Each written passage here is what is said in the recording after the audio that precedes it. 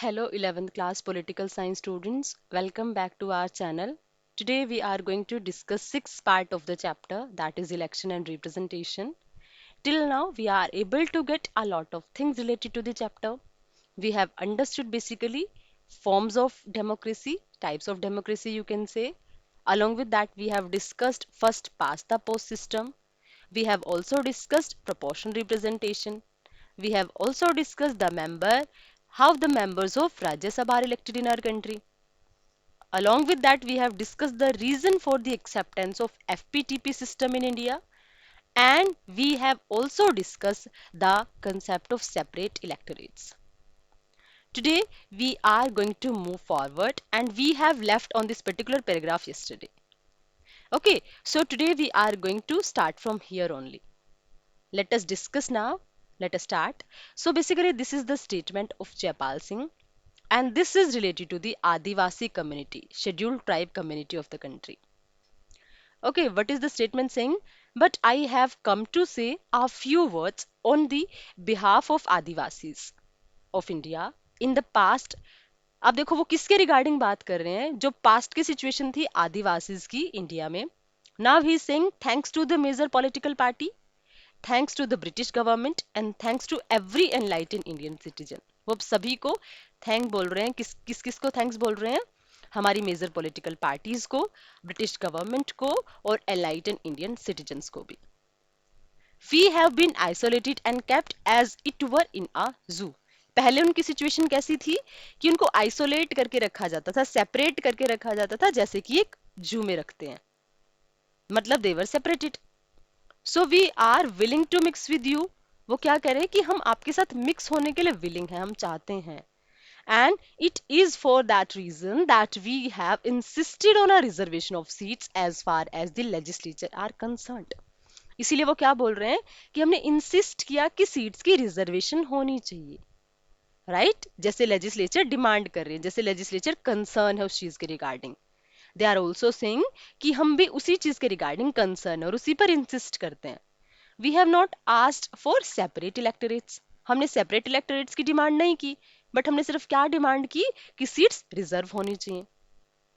Under the 1935 Act, throughout the legislatures of India, there were altogether only 24 Adivasi MLAs out of total of 1585. मतलब जब 1935 का government of India act आया था, उसमें total 1585 में से सिर्फ 24 एमएलएज थे जो आदिवासी थे, and not a single representative at the centre. और सेंटर में तो उनका कोई रिप्रेजेंटेटिव था ही नहीं. Got it? So this was the system, and it is the story of Adivasis. It is the picture of Adivasis which is shown to you. कि वो लोग भी चाहते हैं कि अब देखो अगर सेपरेट इलेक्टोरेट हो जाता तो what could be the impact of that thing, कि आदिवासी सिर्फ आदिवासीज को ही वोट करेंगे और इसकी वजह से आइसोलेशन और ज्यादा हो जाता कि आदिवासी हैं तो इनको इसलिए सेपरेट कर दो. But they insisted on reserved constituencies concept. Hope it's clear to all of you. So now who decides which constituencies to be reserved. अब क्वेश्चन तो ये है कि हमने रिजर्वेशन तो दे दी, लेकिन अब ये डिसाइड करने के लिए भी तो कोई ना कोई होगा ना जो चेक करेगा कि कौन सी कॉन्स्टिट्यूएंसी रिजर्व होनी है. On what basis is that decision taken. किस बेस पे वो डिसीजन लेना है कि आपको कौन सी कॉन्स्टिट्यूएंसी रिजर्व डिक्लेयर करनी है. Right. This decision is taken by an independent body called the Delimitation Commission. अब इसको याद रख लेना, इस डिसीजन को कौन लेता है? Delimitation commission. This particular commission tells us कि ये आपकी कॉन्स्टिट्युएंसी होगी, ये आपकी रिजर्व्ड कॉन्स्टिट्युएंसी में काउंट होगी. Right. 1 mark question can be asked from here. The Delimitation Commission is appointed by the President of India and works in the collaboration with the Election Commission of India. Election commission का तो आप सभी ने name सुना होगा. Right. Article 324 to 329 of Indian constitution deals with election commission only. आपने पढ़ा होगा. राइट. तो election commission basically it is the that body which is responsible for the election in our country, और उसी के साथ कोलैबोरेशन में वर्क करता है delimitation commission. And the major task of delimitation commission is to show कि कौन सी constituency country की रिजर्व होने वाली है, right. It is appointed for the purpose of drawing up the boundaries of a constituencies all over the country. अब देखो delimitation यानी ये एक बाउंड्री की लिमिट्स कहीं ना कहीं डिजाइन करता है, डिफाइन करता है। यही बताता है कि एक कॉन्स्टिट्यूएंसी की बाउंड्री कितनी होने वाली है, मतलब कितने एरिया को आप एक सिंगल कॉन्स्टिट्यूएंसी बताने वाले हो। A quota of constituencies to be reserved in each state is fixed depending on the proportion of SC और ST in that state. और कोटा कैसे डिजाइन होगा, कोटा कैसे डिफाइन होगा उस पर्टिकुलर कॉन्स्टिट्यूएंसी में कि उस पर्टिकुलर स्टेट में कितना प्रोपोर्शन है वहां के SC और ST कैंडिडेट्स का। क्योंकि अगर ज्यादा सीट्स हैं तो फिर आपको क्या करना पड़ेगा, इतने ज्यादा रिजर्वेशन की जरूरत नहीं है। बट अगर आपके वहां कुछ एक मेंबर्स हैं SC, कुछ है जो STs हैं। अब देखो जैसे हरियाणा है, हरियाणा में ST कम्युनिटी आपको नहीं मिलती, so there is no any need for the reservation of ST community. Got it. मतलब इनका बेसिक टास्क यही होता है कि वो चेक करते हैं कि किस प्रोपोर्शन में, किस रेशियो में ये कम्युनिटीज उस पर्टिकुलर कॉन्स्टिट्यूएंसी में एग्जिस्ट करती हैं। इनकी स्ट्रेंथ के अकॉर्डिंग सीट्स को रिजर्व कर दिया जाता है। After drawing the boundaries, the Delimitation Commission looks at the composition of population in each constituency. और बाउंड्री डिफाइन करने के बाद फिर ये क्या करता है, ये चेक करता है कंपोजिशन ऑफ पॉपुलेशन, मतलब पॉपुलेशन की कंपोजिशन क्या है, मतलब उसमें कौन कौन सी कम्युनिटी इंक्लूडेड है। Those constituencies that have the highest proportion of scheduled tribe population are reserved for ST। समझ आया। अगर किसी एक कॉन्स्टिट्यूएंसी में हाईएस्ट प्रोपोर्शन है शेड्यूल्ड ट्राइब पॉपुलेशन का, तो उस कॉन्स्टिट्यूएंसी को रिजर्व कर दिया जा सकता है। किसके लिए? For the ST community, scheduled tribe community, right. In the case of scheduled caste, the delimitation commission looks at two things। जब आप बात करते हो ना SC, तो वहां पे आपको दो चीजें, हमारा जो डिलिमिटेशन कमीशन है वो टू थिंग्स चेक करता है। क्या क्या चेक करता है? It picks constituencies that have higher proportion of scheduled caste population. अब पहले तो ये क्या करेगा, ये चेक करता है कि कौन सी कॉन्स्टिट्यूएंसी में हायर प्रोपोर्शन है शेड्यूल्ड कास्ट की पॉपुलेशन का। But it also split these constituency in different region of the state। अब ये क्या करता है, but it also spread these constituencies in different region. अब देखो क्या है, क्योंकि पूरे के पूरे स्टेट में आपको चेक करना है ना, कि पूरे के पूरे स्टेट में कई कई एरियाज ऐसे हो सकते हैं, है ना। तो वी आर एबल टू सी कि सारे के सारे ये क्या करता है, ये स्प्रेड करता है these constituency in different region. ऐसा तो नहीं होता ना कि आपके एरिया से ही हर बार SC कैंडिडेट जाएगा। नो हर बार सीट्स की रोटेशन होती है। Got it. एक बार SC, इसीलिए इस अब देखो क्या होता है कि हमें क्या करना है, पूरे के पूरे स्टेट में रिजर्वेशन भी देनी है, पूरे के पूरे स्टेट में कहीं ना कहीं में इंश्योर करना है सभी का रिप्रेजेंटेशन, राइट। तो उसके लिए सिर्फ रिजर्वेशन भी इनफ नहीं है, आपको विदाउट रिजर्वेशन वाले कैंडिडेट्स को भी चांस देना पड़ेगा। That's why after some time seats are reserved. इसलिए पूरी की पूरे स्टेट में यही सिस्टम फॉलो किया जाता है। This is done because the scheduled caste population is generally split evenly through out the country. और ऐसा क्यों होता है? क्योंकि SC कम्युनिटी तो ऐसी है जो पूरी की पूरी कंट्री में फैली हुई है। तो अगर आपने कुछ पर्टिकुलर सीट्स को फिक्स कर दिया कि इस एरिया से ही SC कैंडिडेट आएंगे, तो कुछ लोग तो बिल्कुल ही छूट जाएंगे जिनको आपने इंक्लूड ही नहीं किया, राइट। इसीलिए हम क्या करते हैं इनकी, इसीलिए इनकी रोटेशन करते हैं। आप लोग रोटेशन करते हो ना इन योर क्लास, आज आप फर्स्ट पे हो तो कल को आप लास्ट पे भी जा सकते हो, राइट। तो मतलब आज अगर आपका कॉन्स्टिट्यूएंसीज, आपकी कॉन्स्टिट्यूएंसी में SC का रिप्रेजेंटेशन नहीं है, so tomorrow you will get the chance for that, right. These reserved constituencies can be rotated each time the delimitation exercise is undertaken। और हर बार फिर क्या कर दिया जाता है, इन रिजर्व्ड कॉन्स्टिट्यूएंसीज को रोटेट कर दिया जाता है। समझ आया? क्योंकि हमारी पूरी की पूरी कंट्री में SC कम्युनिटी एक्सपेंडेड है, इसीलिए हमने क्या सिस्टम किया हुआ है, इसीलिए हमने सिस्टम किया हुआ है कि हम रिजर्व्ड कॉन्स्टिट्यूएंसी की क्या करेंगे, रोटेशन करेंगे। Got it? Hope it's clear to all of you. The constitution does not make similar reservation for other disadvantaged group। Of late, there has been a strong demand seeking reservation of seats in the Lok Sabha and State Assembly for women। अब देखो कुछ ऐसे group भी हैं कि जो reservation की demand करे। SC के लिए तो हमने रिजर्वेशन कर दी, ST के लिए भी रिजर्वेशन कर दी, but women's are also demanding for the reservation. है ना। And for your kind information, अगर आप लोगों को पता हो, हम लोग देखो बोलते हैं ना कि 33% seats are reserve for women, है ना। Keep it very clear in your mind कि जो 33% सीट्स रिजर्व हैं, they are reserve in local self government only. वो आपकी ना तो लेजिस्लेटिव असेंबली में और ना ही लोकसभा में रिजर्व है। They are reserved in local self-government only, and that's why again and again, women are demanding for the reservation. Right? Given the fact that very few women are elected to representative body, the demand for reservation, one-third seats for women is increasing, being articulated. इसीलिए क्या हो रहा है? Because the representation of women is very less. That's why they demand every time for the reservation of the seats. Right? And some people even say that why should it be 33% only? If women are representing the 50% population of the country, so the reservation should be 50% only. Right? So reservation of seats for women has been provided for in rural and urban local body. याद रखना, ये जो reservation हम लोग बोलते हैं कि 33% reservation है, 33% रिजर्वेशन है, this is in local bodies only, not in state legislative assembly and not in लोक सभा. We shall discuss this in the chapter on local government. ये सारी चीजें आप डिटेल में डिस्कस करोगे लोकल सेल्फ गवर्नमेंट वाले चैप्टर में. A similar provision for Lok Sabha and Vidhan Sabha would require an amendment to the constitution. Such an amendment has been proposed several times in the parliament but has not yet been passed. इसलिए इस चीज की demand continuously चलती रहती है that women should also get reservation. But what is the problem? That those people who are making the law, they are having patriarchal mindset. है ना, patriarchal mindset मतलब male dominant society we are having, and that's why they are not accepting this particular amendment. Got it? That's why these people, the women part of the country, is not able to get reservation according to their proportion in the country. Right? Right now we are able to see. I hope reservation of constituencies is clear to all of you.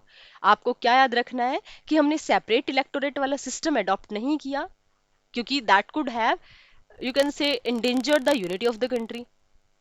That's why we have adopted the system of reservation कि एक constituency से एक ही member जाएगा, and on the basis of the strength of the members we have reserved some constituency for some special group of the society.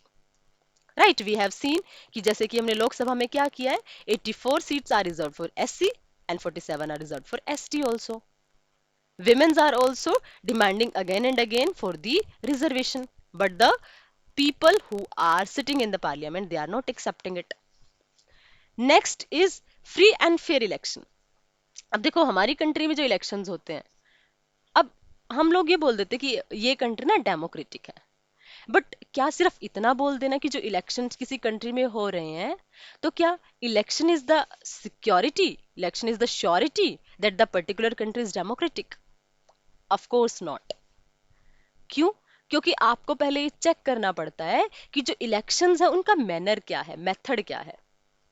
Right? अगर वो completely free और fair है दैट इज फाइन, तो आप उसको एक्चुअल में democratic country consider करते हो. बट अगर उन इलेक्शंस में कुछ प्रॉब्लम है, then we can not consider them that particular country are democratic one. Okay, so इसीलिए the true test of an election system is its ability to ensure a free and fair electoral process. आप किसी भी election system की actual में test आप कब करते हो कि उसकी एबिलिटी कितनी है फ्री और फेयर इलेक्शन को कंडक्ट कराने की. If we want democracy to be translated into reality on the ground, it is important that the election system is impartial and transparent.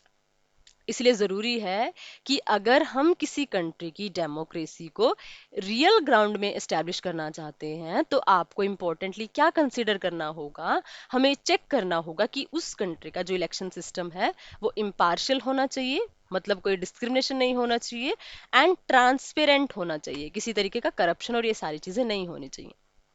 Okay, the system of election must also follow the aspiration of the voter to find legitimate expression through the electoral results. और जो system होना चाहिए हमारी country का, उसमें क्या होना चाहिए, एक लेजिटिमेट एक्सप्रेशन होने चाहिए. कि लेजिटिमेट कैसा, कि अगर आपके पास, I have explained legitimacy in the first chapter only. I hope this term is clear to all of you. But legitimacy basically होती क्या है? पावर के साथ साथ अथॉरिटी, और उस अथॉरिटी को लोग एक्सेप्ट करते हैं, राइट? तो ये जो सिस्टम है इलेक्शन का, इसे अलाव करता है, must allow the aspiration of the voter to find legitimate expression, legitimate expression का थ्रू द इलेक्टोरल रिजल्ट्स। यानी कि फ्री और फेयर इलेक्शन का मतलब क्या है कि जो आपके रिजल्ट्स होंगे they will be accepted by the people, got it, and they are showing the aspiration of the voter also, got it? So these are something given to you. अब देखो ये क्या है? The proportion of Muslim in the population. Check your progress, for the checking of your progress only.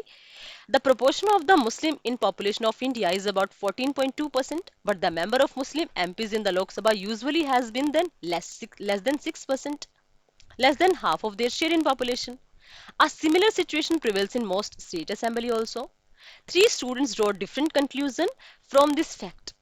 Write down whether and why you agree and disagree with each of them. अब देखो first है Hilal, what is statement saying? The demonstrate that unfairness of the FPTP system we should have opted for PR system. इस person ने क्या बोल दिया कि जो सिस्टम है ना, कि आपकी पॉपुलेशन ज्यादा है बट रिप्रेजेंटेशन कम है, तो ये आंसर क्या है? ये आंसर ये दे रहे हैं कि क्योंकि हमारी कंट्री में ना अनफेयरनेस है। क्यों? क्योंकि हमने एफपीटीपी सिस्टम अडॉप्ट किया instead of PR system. Arif क्या बोलते हैं? This shows the wisdom of granting reservation to SC and ST. What is needed is reservation of seats for Muslim on the same lines as for SC and ST. और यही चीजें show करती हैं, आरिफ बोलते हैं कि दिस शोज द विजडम, कि wisdom show, ये आपको क्या दिखाता है कि हमने विजडम शो किया है कहाँ पे? एससी और एसटी कैंडिडेट्स को रिजर्वेशन देने में। और यही नीडेड है रिजर्वेशन के लिए मुस्लिम्स के लिए बेसिकली, कि आप इसी तरीके से जैसे एससी एसटी के लिए हमने सीट्स रिजर्व कर दी ना, ऐसे ही मुस्लिम के लिए भी कर दो। अब सभा क्या है? सभा is saying there is no point in talking about Muslim as a whole. Muslim women are not going to get any share in any of these system. We need a separate quota for Muslim women. अब ये तो statement, अब देखो separate Kota, separate electorate तो हम use करते ही नहीं है, तो ये स्टेटमेंट तो बिल्कुल गलत हो गई है ना? कहीं ना कहीं ये सिस्टम भी कहीं ना कहीं सही नहीं है, क्योंकि हमारा सिस्टम सबको रिप्रेजेंटेशन दे रहा है। आरिफ की स्टेटमेंट सही हो सकती है, क्योंकि अगर आपको उनकी स्ट्रेंथ के अकॉर्डिंग आपको, क्योंकि हमने क्या स्टडी किया अभी, डिलिमिटेशन कमीशन स्टडी किया ना, वो यही चेक करते हैं कि एससी एसटी कम्युनिटी का की पोजीशन कितनी है। So we can do the same thing, similar thing for Muslims also, if you want to ensure the same position in the Lok Sabha of our country according to their strength, so we can use this particular system, right? Hope it is also clear to all of you. अब देखो universal adult franchise and right to contest. अब universal adult franchise क्या होता है? Basically universal franchise, universal, it is showing universality, it is related to all. Franchise means होता है right to vote, and right to contest. Right to contest मतलब कि आप सिर्फ पार्टिसिपेट ही नहीं कर सकते इलेक्शन में, मतलब वोट ही नहीं कास्ट कर सकते हो, you can contest the election also. अब देखो, apart from laying down a method of election, the constitution answers to basic question about election. Who are the voters?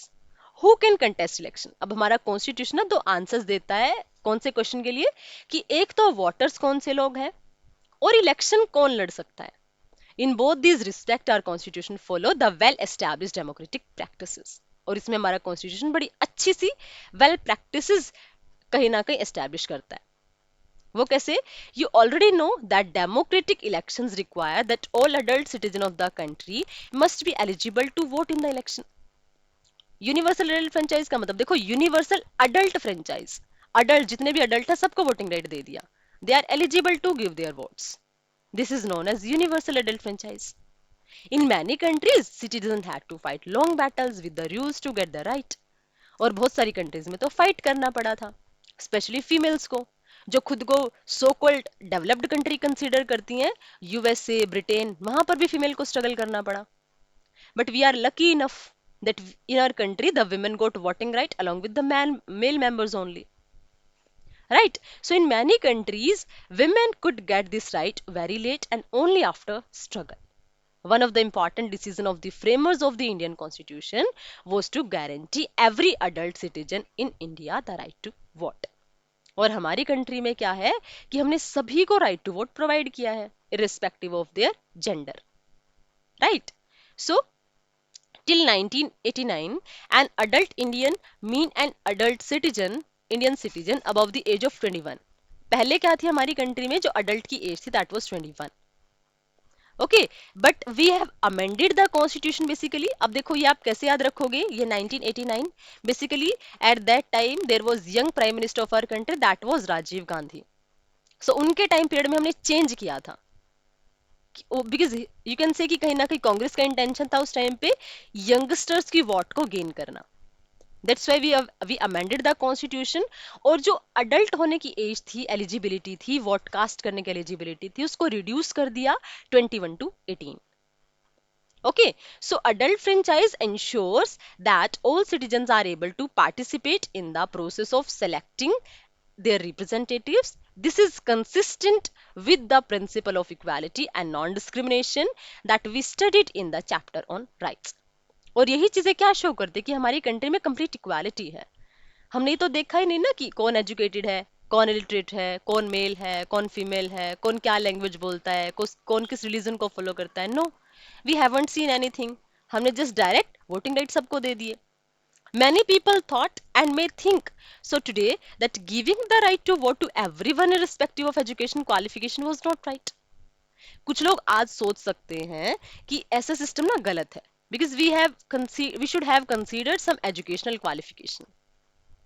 But our constitution makers had a firm belief in the ability and the work of all adult citizens as equal in the matter of decision what is good for the society, the country and for the own constituencies. लेकिन हमारे constitution makers को क्या पता था, उन्हें trust था हमारी country के adults में that they can take that decision which is good for their country, for their society and for their own constituency also. Right? So what is the true of the right to vote is also true of the right to contest election. और सिर्फ ये मतलब नहीं है कि आप सिर्फ vote cast कर सकते हो, आपके पास राइट है कि आप इलेक्ट भी हो सकते हो. All citizens have the right to stand for election and become the representative of the people. सबके पास, आपके पास सिर्फ ये राइट नहीं होता कि आप एक वोटर हो सिर्फ. You can get, you can stand in the elections also and you can get the representation of the people. Okay, however there are different minimum age requirements for contesting election. लेकिन ये as अलग अलग होती हैं, क्योंकि देखो एक vote डालने में और एक लीड करने में that is a slight different, there is a slight different. इसीलिए हमने क्या किया है, एज को डिफर कर दिया है.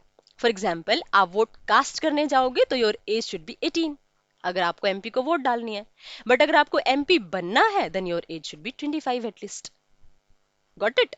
सो for example in order to stand for Lok Sabha or assembly election, a candidate must be at least 25 years old.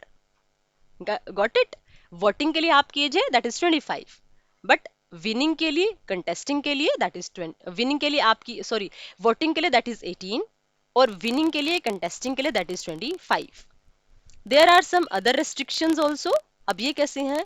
For instance there is a legal provision that a person who has undergone imprisonment for 2 or more years for some offense is disqualified from contesting election.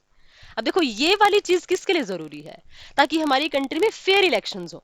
अगर ऐसा ना हो तो सारे के सारे criminals हमारी country में कहीं ना कहीं एमपी या एमएलए बन जाएंगे. इसलिए हमने क्या किया है, कुछ प्रोविजन भी किए हैं, कुछ पर्सन को डिस्क्वालीफाई भी किया है. अब देखो किसको, जैसे मान लिया कोई एक ऐसा पर्सन है जिसको इम्प्रिजनमेंट हुई है 2 या उससे ज्यादा साल के लिए, राइट, फॉर किसी, और अब देखो पनिशमेंट है तो कोई क्रिमिनल ऑफेंस ही होगा बेसिकली, तो उसको हम डिस्क्वालीफाई कर देते हैं. And for what? So that we can ensure that good leaders can come into the power, right? But there are no restrictions of income, education or class of gender on the right of contest election. लेकिन इन basis पे अब आपसे देखो यहाँ से MCQ frame हो सकता है कि अगर आप इलेक्शन लड़ना चाहते हो तो किन किन बेसिस पे डिस्क्रिमिनेशन नहीं हो सकता. ना तो इनकम के बेसिस पे, अगर आप पुअर हो तो भी आप एलिजिबल हो, रिच हो तो भी, आप कंप्लीट पीएचडी होल्डर हो तो भी, आप अनएजुकेटेड हो तो भी. हालांकि कुछ प्लेसेस पे अब कहीं ना कहीं सरपंच के इलेक्शन में हम लोगों ने कंसीडर करना शुरू कर दिया कि इतनी क्वालिफिकेशन होनी चाहिए, मतलब थोड़ा बहुत कुछ एक प्लेसेस में ऑफ द कंट्री. बट अगर आप कंप्लीट कंट्री की बात करते तो एजुकेशन के रिगार्डिंग कुछ ऐसी चीजें नहीं है. On the right to contest election, in in this scene our system of election is open to all citizens. और यही चीज दिखाती है कि हमारा इलेक्शन सिस्टम है that is open to all, there is no any kind of discrimination on any basis, right? Hope everything, every word, every term is completely clear to all of you till here. And now we have, in today's class, we have taken a delimitation commission we have studied, and we have studied election commission, right? So what is that election commission? How does it work? What are the major functions of the election commission? That we will discuss in next video. Till then, keep learning, stay connected. Thank you. Thanks a lot.